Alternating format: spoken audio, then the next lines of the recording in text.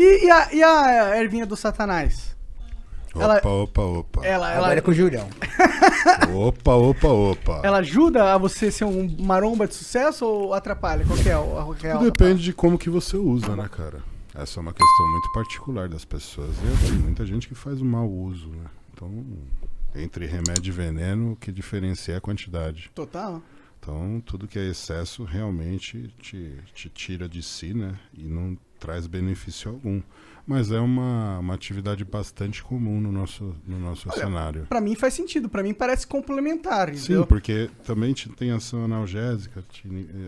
Você tem muita dor muscular, porque você Exato. treina Ajuda muito. ajuda- A maconha, ela dá uma... Ajuda a relaxar no sono, ajuda a trazer apetite para quem precisa comer. Então, eu imagino, ajuda isso mesmo? Sim. Você, tipo, tem momentos assim, cara, não tô com fome, não consigo comer. Você vai lá dar dois tapinhos. Hoje ainda que entra uma questão que é muito diferente, né? Hoje com o acesso que você tem, você consegue o componente adequado para a situação. Então tem pessoas que usam para sono, né? Que não podem ter apetite. E tem pessoas que usam para apetite para manter Dá pra você pegar sativa e... A sativa não dá apetite? Você vai ter a sativa e a índica, né? Mas eu sempre senti que as duas dão apetite, assim, pra mim, assim. A índica E apetite pro doce, né? Por isso você pegou a Pro caixinha doce, benta. cara. Eu sempre fui meio doçólatra, tá ligado? Mas você também sempre foi maconheiro. Não. Então uma coisa puxa a outra. Eu comecei a fumar maconha velho, na verdade, com 24 anos. Sim. 24. É. Mas quanto de pressão já entrou nessa mente também, né? Quantos PSI? Eu não tenho noção de gramagem, né? Porque Agora é eu muita descontei coisa. toda a época que eu não fumava, com certeza. Eu fumei 3 vezes mais que uma pessoa normal, eu acho. Tipo, eu fumo todo dia, tá ligado? Eu não sei o quanto você usa, não sei. O Júlio? É. Ó, a briga é boa entre você e ele, viu? É? Porra. Eu sou um modo antigo, né, cara? Comecei com 16 anos. Com 16 aí você nunca parou? Sempre foi? Nunca, sempre. Agora uma coisa eu questiono. Pô, pior que você parece bem mais rápido que eu da cabeça. Agora uma coisa eu questiono. Falar que a erva atrapalha a memória. Cara, o Júlio tem uma memória absurda. Absurda. Eu guardo bastante coisa. Ele lembra de coisas e detalhes do nosso esporte, de atletas que foram referência. Cara, ele lembra o lugar, o país de origem, o sobrenome do cara. O cara é do leste europeu. Fulano de tal, sobrenome fulano, canhou. Aqui, na verdade, Memória quando absurda. você gosta do assunto, você vai se aprofundando e acaba conhecendo um ou outro.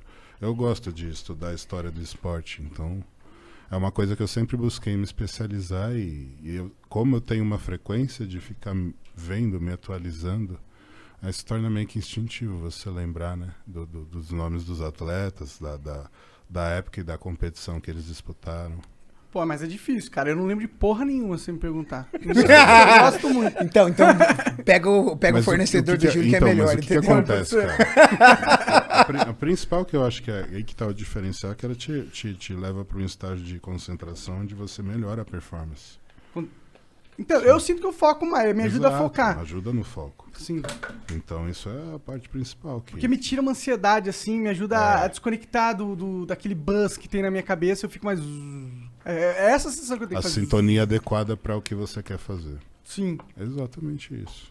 Então, assim, quando você consegue chegar nesse estágio, ter autocontrole, continuar suas atividades, não deixar de trabalhar, não atrapalhar a vida de ninguém, tudo certo.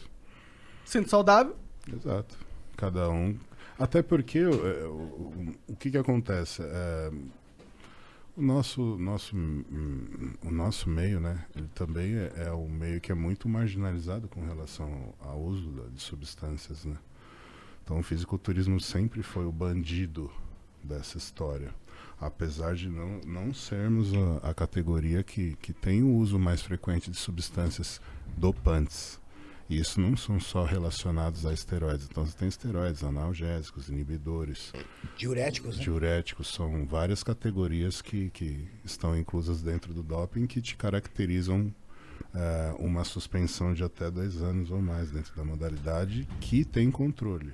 Entendi. A nossa modalidade no profissional não existe controle, assim como na NBA é também lá Da cannabis. Exato, a cannabis lá, ela é realmente... total... Porque não é algo que realmente vai fazer um efeito que você vai sair além dos outros atletas num nível absurdo. Não, muscular e chegou numa situação que, sendo bem sincero, se eles fizessem o doping, não iria ter jogo. a maioria dos A atletas... maioria deles é usuário. Então, eles não tinham outra opção a não ser legalizar, porque os estados lá também têm essa visão. Estão legalizando agora Exato. lá, né? Então, a lei lá permite. Se a lei permite, por que não o esporte vai permitir também? Faz todo sentido. Entendeu? Então, é uma questão de crescimento. Eu acredito que aqui a gente não tem essa condição hoje. Infelizmente, a gente não tem esse preparo. Aqui é um país onde precisa ainda... Tem muitas leis que tem que passar Exato, e a sociedade tem que se nesse nível. conscientizar e tal. É uma merda, né? Nesse Exato. sentido. É. Como sempre, eu acho que a gente tá meio atrasado aí nessas questões em relação ao mundo, né? Bom, mas é legal, é legal saber que, tipo, né? Inclusive, eu fico pensando se existe um contraponto que o exercício faz aos malefícios da cannabis. Porque ela existe, né? Os malefícios da cannabis, eles são presentes. Existem os colaterais. Como Com qualquer certeza. substância. Ele te deixa um pouco mais letárgico, Sim. ele deixa você um pouco mais lento nas suas reações e tudo mais. Eu fico imaginando se o esporte, se o exercício físico não ajuda a mitigar essas coisas. Porque, por exemplo, a diferença de... Então, mas aí que tá. Se você tem uma pessoa com crise de ansiedade, essa pessoa é a pessoa indicada para fazer esse uso. Sim, sim. Entendeu? Então é tratado como medicamento dessa forma. Uhum. E é esse o problema. Aqui não existe essa forma ainda. Agora que está sendo introduzido o CBD, mas é uma coisa que ainda é uma pequena célula. Pode crer. A gente ainda está com uma lei que é muito fechada com relação à introdução dessa substância que beneficiaria uma parcela muito grande da nossa população, que precisa para dormir melhor, que precisa para conseguir controlar os colaterais de alguma doença degenerativa. Então, são várias prós que você tem em cima da substância, mas uma legislação que ainda está atrasada e que precisa de uma atualização para poder permitir o acesso mais fácil. Existe hoje um acesso, mas ele é muito restrito. Se esse acesso fosse mais fácil, a gente teria muito mais controle e muita gente conseguiria controlar a insônia sem ter que usar um tarja preta, né?